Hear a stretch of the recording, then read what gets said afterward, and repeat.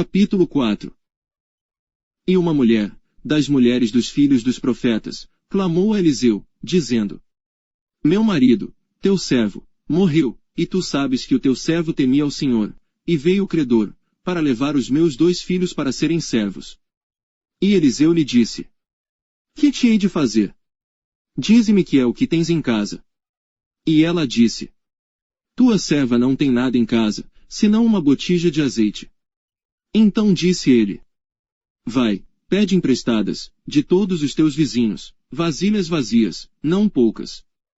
Então entra, e fecha a porta sobre ti, e sobre teus filhos, e deita o azeite em todas aquelas vasilhas, e põe a parte a que estiver cheia.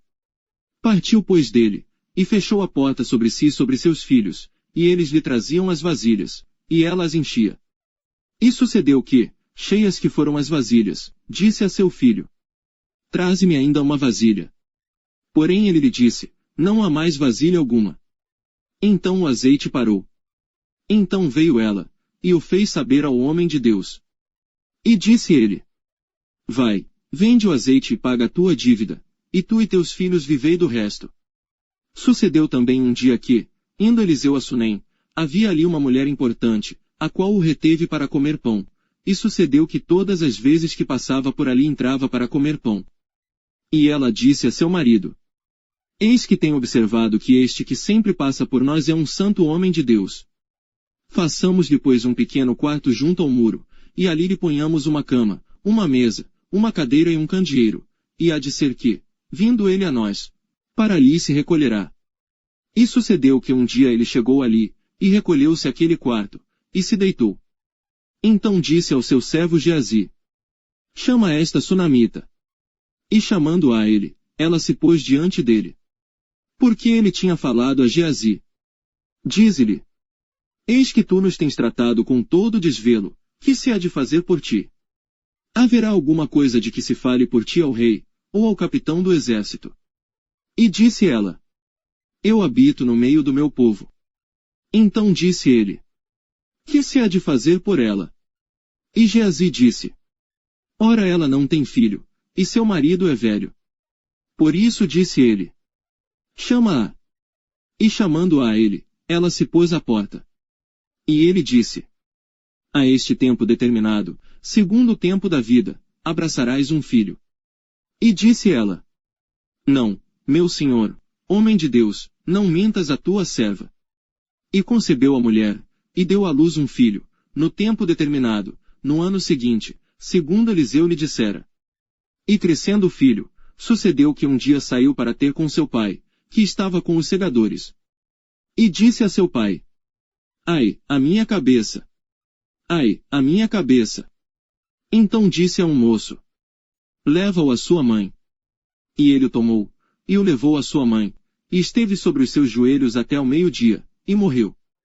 E subiu ela, e o deitou sobre a cama do homem de Deus, e fechou a porta, e saiu. E chamou a seu marido, e disse: Manda-me já um dos moços, e uma das jumentas, para que eu corra ao homem de Deus, e volte. E disse ele: Por que vais a ele hoje? Não é lua nova nem sábado. E ela disse: Tudo vai bem. Então obardou a jumenta, e disse ao seu servo: Guia e anda, e não te detenhas no caminhar, senão quando eu tu disser. Partiu ela, pois, e foi ao homem de Deus, ao monte Carmelo, e sucedeu que, vendo-a o homem de Deus de longe, disse a Geazi, seu servo: Eis aí a sunamita. Agora, pois, corre-lhe ao encontro e dize-lhe: Vai bem contigo. Vai bem com teu marido.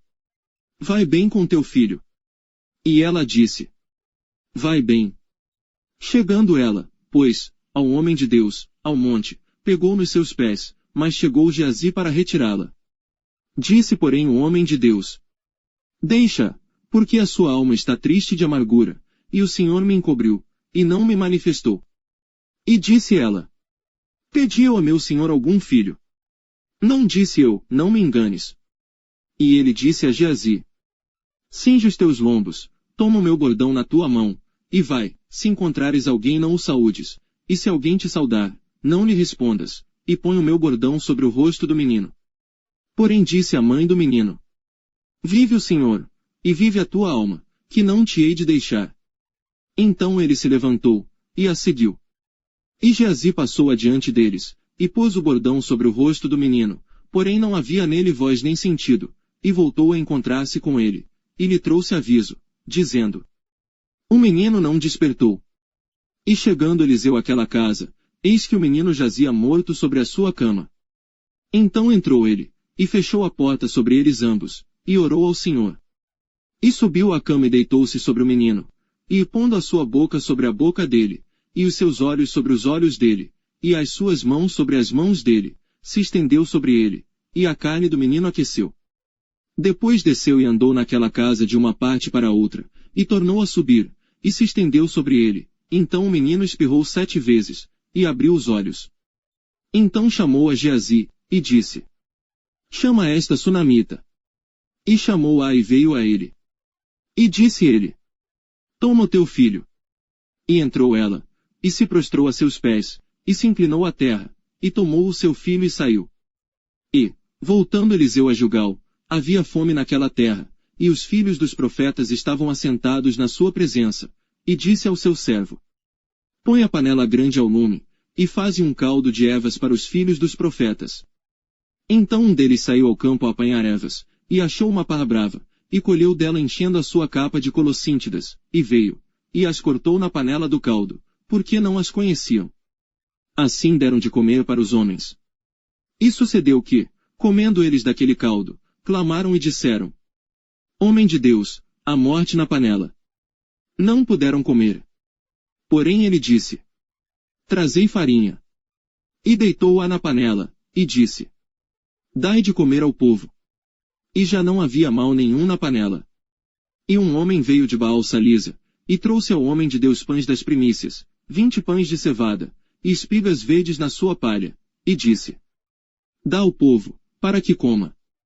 Porém seu servo disse: como hei de pôr isto diante de 100 homens? E disse ele: dá ao povo, para que coma. Porque assim diz o Senhor: comerão, e sobejará. Então lhes pôs diante, e comeram e ainda sobrou, conforme a palavra do Senhor.